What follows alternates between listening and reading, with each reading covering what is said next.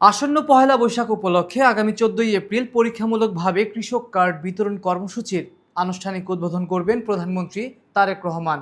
দেশের কৃষকদের জন্য নতুন এই উদ্যোগকে কৃষি খাতে একটি গুরুত্বপূর্ণ পদক্ষেপ হিসেবেই দেখা হচ্ছে।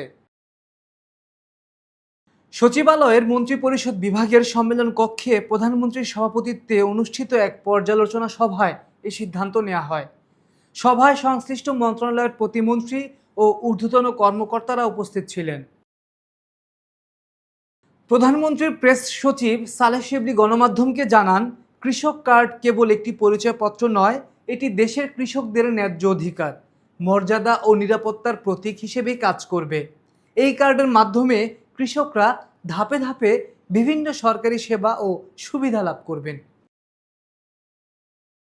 কৃষক কার্ডের আওতায় কৃষকরা ন্যায্য মূল্যে কৃষি উপকরণ, সরকারি ভর্তুকি, সহজ শর্তে কৃষি ঋণ এবং কৃষি বিমার মতো গুরুত্বপূর্ণ সুবিধা পাবেন।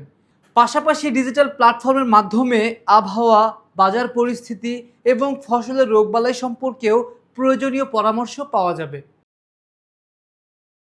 এই কর্মসূচির আওতায় শুধু শস্য উৎপাদনকারী কৃষকই নন, মৎস্য চাষি ও প্রাণী সম্পদ খামারিরাও অন্তর্ভুক্ত থাকবেন। প্রাথমিক ধাপে আগামী ৪৫ দিনের মধ্যে সারা দেশের সব শ্রেণীর কৃষকের তথ্য সংগ্রহ করা হবে। এরপর প্রাক পাইলট পর্যায়ে দেশের ৮ বিভাগে ৯টি নির্বাচিত উপজেলায় পরীক্ষামূলকভাবেই এই কার্ড বিতরণ করা হবে।